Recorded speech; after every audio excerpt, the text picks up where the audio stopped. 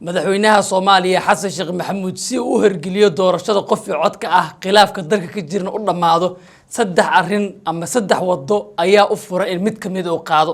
laba kamid ah waxa loo arkaa in Soomaaliya ay ugu jirto dan maslaxad iyo nabad mid kamidna waa mid uu hadda ku socdo waxay horseedi kartaa dhibaatooyin badan oo dawladda Soomaaliya inuu burbur ku yimaado ama bulshada Soomaaliyeed ay si kala tagtaa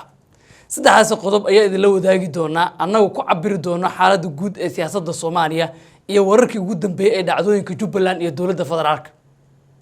madaxweyne Xasan Sheekh Maxamuud iyo Ra'iisul Xamse Cabdi Barre waxay dhowr jeer dalka gudihiisa ka sheegeen iyo dibadiisaba inay ka go'an tahay in Soomaaliya ay ka qabtaan doorasho qof cod ah taasoo ah markii ugu horeysay burburka kadib in dalka gaar ahaan koonfurta iyo bartamaha Soomaaliya ay ka qabsoonto doorasho qof codka ah teendhada afisooyin laguma laaban doono doorasho dadbana lama aadi doono ayay madaxweyne Xasan Sheekh Maxamuud iyo Ra'iisul Wasaaraha u sheegeen bulshada si arintaasi u hirgasho saddexdan jid ama wado ayuu mid kamid ah qaadi doona Xasan Sheekh Maxamuud laba waxa ku jirta guushiisa iyo guusha Soomaali midna waxa ay keeni kartaa burbur iyo dawlad dhiska Soomaaliya inay burburto qodobadaasina waxay kaliin in madaxweynaha Soomaaliya Xasan Sheekh Maxamuud iyo Ra'iisul Wasaarihiisa Xamse Cabdi Barre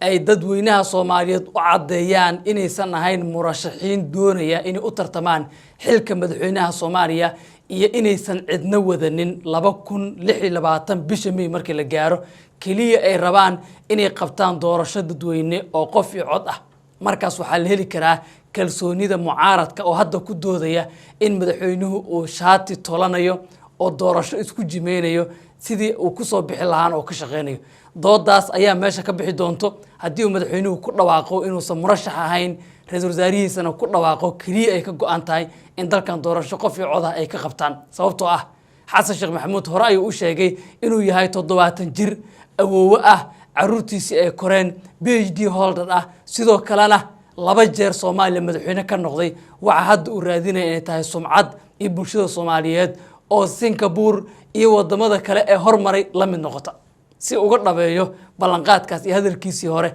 wadadan ayaa u furan madaxweynaha wadada labaad ee uu madaxweynuhu qaadi karo iyo ra'iisul waa in doorashada dalka Soomaaliya ka dhacaysa ee qof codka ah ay ka taliyaan inay noqoto mid heshiis lagu yahay dadka Soomaaliyeedna la wada qanciyo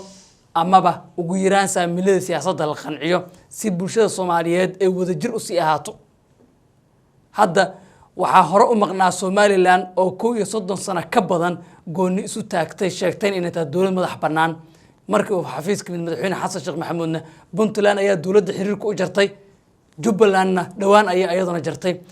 inta ka badan waxay u egtahay in xaaladda ay ka sii dari doonto si loo helo midnimada iyo wadajirka ummadda Soomaaliyeed madaxweynaha iyo ra'iisul wasaaraha waxa la leeyahay waxa la gudboon inay dadka Soomaaliyeed doorasho ay heshiis ku yihiin ku qanacsaneen ka shaqeeyaan miiskooda hadalka ay dib ugu soo laabtaan siyaasiyiintii albaabadu ka xirteen ee dhinacyada ka aragtida duwan ee ka maqana in la qanciyo laga wada doorashada ugu yaraana meel la isugu yimaado wadada saddexaad ama qodobka saddexaad amaba jidka saddexaad ee u furan madaxweynaha waa in mid hadda uu hayo oo qaado oo ah loo joojin maayo oo hadda saddex maamul goboleed ay ku maqan yihiin mucaaradkiina aan gacan lagu haynin lagana yaabo in dhibaato kale ay keento arintan haddii uu ku adkaysto madaxweynuhu ugu yaraan degmo ayuu doorasho ka qaban doonaa ama degmooyin ama gobollo sida ay dad badan qabaan laakiin waxay ahaan doontaa doorasho horseedi karta isku dhacyo hubaysan bulshadii oo sii kala tagta khilaafka dalka oo sii jira iyo dhibaatada inta ka cuslaata wadadan waa mid looga digayo madaxweynuhu inuu qaado ama inuu ku sii socdo waana mid hadda uu cagta saaray ee uu rabo madaxweynuhu inuu dalkan doorasho uga qabto saddexdaasi wado ayaa madaxweyne Xasan Sheekh Maxamuud aqooyahanku kula taliyay ama dad badan ay u arkaan inay ku jirto maslaxadda Soomaaliya si bulshada Soomaaliyeed ay wada jir u ahaato qodobadaas lama oga madaxweynuhu mid uu qaadi doono in mid hadda uu ku taagan yahay oo loo joojin maayo ah oo ku sii socon doono in dadka iyo dalka oo la tashiyo sameyn doono la isu keeni doono oo doorasho lagu wada qanacsan yahay la aadi doono amaba in qodobkii koobaad oo kan ugu wanaagsan ah oo qaadi doono oo ah inuusan murashax ahayn ra'iisul wasaarihiisana ahayn cidna wadanin dalkana doorasho inay ka qabtaan ay ka go'aanta markaas waxa imaan doonto kalsoonida dadweynaha iyo midda mucaaradka madaxweynuhu wuxuu ka tagi doonaa sumcad iyo sharaf qodobadaas waa kuwa ay aqooyahanka iyo in badan oo kamid bulshada Soomaaliyeed ay qabaan xalka Soomaaliya loo arko adigana aragtidaada qaybta hoose faallada ama commentiga noogu rab sidee u aragtaa in wadooyinkaas mid kamid ah madaxweynuhu qaado mideeba u wanaagsan adigana aad kula talin lahayd dhinaca kale wali xiisada dawladda iyo maamulka Jubbaland waa ay taagan tahay waxayna u ogtahay inay ka sii darayso inkastoo dawladda Soomaaliya ay aamusan tahay oo xalay ilaa hadda aysan wax jawaab bixinin markii Jubbaland guddiga doorashada ay go'aanada gaareen haddana Jubbaland gaar ahaan Kismaayo waxa ka socota doorashadii sidii u qabsoomi lahayd guddiga doorashada maanta tallaabadii ugu horeysay ayay qaadeen waxayna la kulmeen odayaasha dhaqanka ama ergadii doorashada ka shaqeyn lahayd oo xildhibaanada soo xuli lahayd kulankaasi wuxuu ka dhacay Kismaayo waxaa ku xigi doonta sida jadwalkooda hore ugu sheegeen in odayaasha la xareeyo dabadeedna la soo gudbiyo xubnihii baarlamaanka cusub ee dowlad goboleedka Jubbaland kuwaas oo guddigu sheegeen in shaqadiisa ay socoto 25 bisha November-na doorashada ayaa dhici doonta xubno mucaarad ah oo sheegay inay yihiin murashaxiin Jubbaland xilkeeda u tartamaya gaar ahaan madaxtooyada ayaa maanta dhankooda waxay shir jiraad ku qabteen magaalada Kismaayo ee xarunta ku meel gaarka ah ee Jubbaland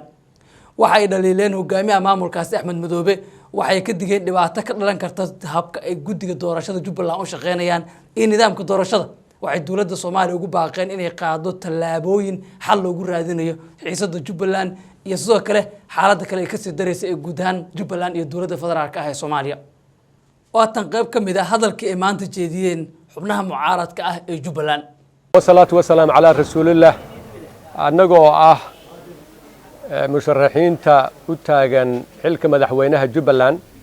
waxaanu maanta isugu nimid shir degdeg ah oo aanu kaga hadlaynay xaaladaha siyaasadeed ee ku soo kordhay arrimaha doorashada Jubbaland falanqayn iyo muxuu ahaa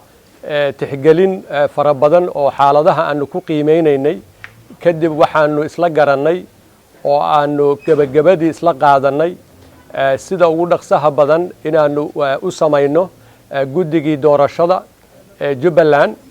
oo iyaguna soo saari doona haddii alla yiraahdo jadwalkii doorashada Jubbaland kadibna gudageli doona doorashadii muxuu ahaa guddoonka baarlamaanka iyo ka madaxweynaha marka dadka waxaan rabnaa Soomaaliyeed gaar ahaan reer Jubbaland waxaan doonaynaa inaanu la wadaagno go'aankaas oo ka yimid kadib markii mudane Axmed Maxamed Islaan uu qaatay go'aan kalinimo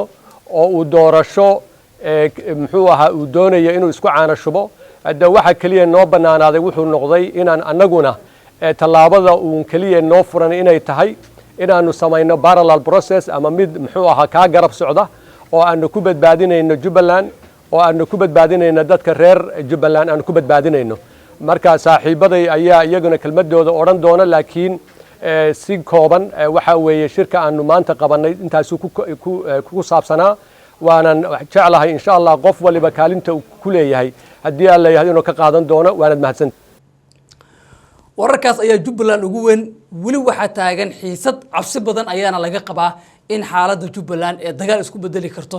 laakiin dhinaca dawladdu marna dagaal ka imaan maayo sida ay qabaan dadka arrimaha ammaanka ka faalooda sababtoo ah Kismaayo waxa ku xoogan Axmed Madoobe iyo maamulka Jubbaland waxa weystaa ciidan tayo leh tiro badan gaadiid xoog lana haysta waana kuwii maalmo ka hor aan arkaynay oo baraha bulshada lagu baahiyay oo qaybtood Kismaayo garoonka diyaaradaha ay ka xirteen Ra'iisul Wasaare Xamse Cabdi Barre dhinaca xafiidka Ra'iisul Wasaaraha ma jirto wax dadaal ama dhaqaaq ka socda laakiin waxa la leeyahay gudaha Kismaayo waxa ka soconaya abaabul oo ay mucaaradku rabaan in isku hubeeyaan si ugu hor yimaadaan doorashada ama u qaadacaan sida ay wax ku socdaan oo guddiga doorashooyinka ay wadaan Jubbalandna way aamusan tahay ayadana ma jirto wax jawaab ah oo qeelaanta mucaaradku ay ka bixisay dawladda Soomaaliya dhankeeda way aamusan tahay sheekooyinkaas ayaa xiisadii Jubbaland iyo dawladda federaalka Soomaaliya caawa ugu waaweyn waxaana eegi doonaa hadba halka ay ku dameyso guud ahaan xaaladda doorashada Soomaaliya gaar ahaan xaaladda Jubbaland iyo dawladda federaalka maadaama Jubbaland iyo dawladda ay kala furteen Jubbaland ay doorashada dadban qabsanayso dawladda Soomaaliya ay diidanta adigana aragtidaada qaybta hoose faallada noogu reeb muuqaalkana sii share garay haddii aad nagu cusubtaan nagu soo bir halkan bartan YouTube-ka waxa ka heli doontaa